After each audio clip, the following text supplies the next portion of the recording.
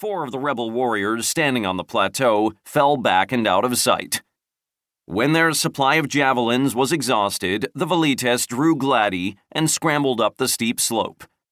In a hail of stones, arrows, and spears, the skirmishers forfeited their lives to test the resolve of the rebels. Before the skirmishers were completely decimated, trumpets sounded the recall. Now released from their assault on the heights, the velites raced down the hill and filtered back through the lines of the maniples.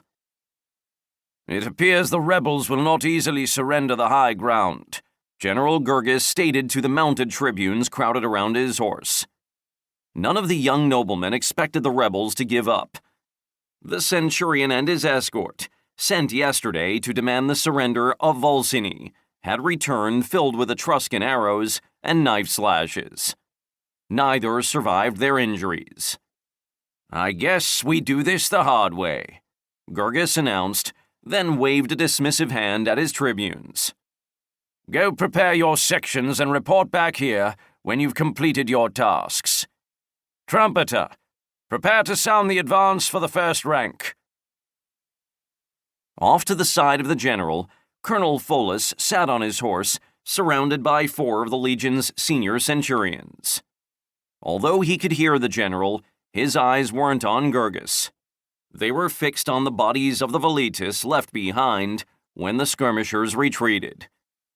Most lay still, but every so often a few of the bodies came to life and attempted to crawl or roll down the hill. This movement attracted arrows, rocks, and spears from the rebels. Soon, all the bodies of the legion's skirmishers were dead. "Butcher," whispered a centurion. Pholus ripped his eyes from the bloody slope and snapped his head around. "Yes, we will have an officers' meeting this evening to discuss lessons learned from the assault, Centurion," the legion's colonel announced, as if the centurion had asked a question. "Until then, get to your sentries and buck up your NCOs." The 4 senior centurions kicked their horses into motion, heading for their sectors. "They are obstinate, don't you think, Colonel Pholus?" Gurgis called across the gap between the 2 leaders of the legion.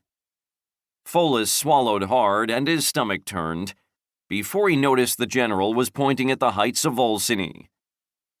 "Yes, sir. It'll be costly to remove the rebels," Pholus replied. As a professional military leader, he referred to the lives and limbs lost by legionaries needed to pacify the town.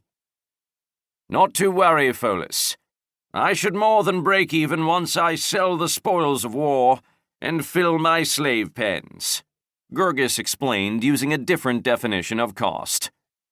"And best of all, I'll be a hero of the citizens.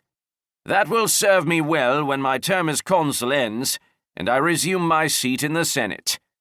Nothing holds sway in politics like being a hero of the people. Wouldn't you agree?" "Yes, General. Maybe you can hold a parade," suggested Pholus with a hint of sarcasm. "A grand idea, Colonel," Gurgis exclaimed. "It'll cut into my profits, but the people do love to cheer a hero of the Republic." All consuls, when they organized a legion to engage a large threat, were arrogant. Most, however, listened to their experienced corps of military leaders who ran the army. Gurgis had little to say until he looked at a map of Volsini during the march north. Then, he announced his battle plan and how he would disperse the legion.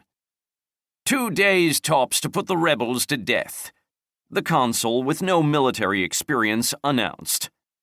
"We'll use the skirmishers to clear the heights, and the infantry can dance into the town. I imagine a cavalry charge will be thrilling to watch. Great sport, don't you think?" At the time, Colonel Pholus and the officers from Planning and Strategies had stood with eyes downcast as the general moved blocks of colored wood around the map. As if the troops, represented by the blocks, were skating on a flat, icy pond rather than attacking up the face of a defended slope. Even later, when Pholus explained the small numbers on the map denoted elevations, the general refused to change his plan.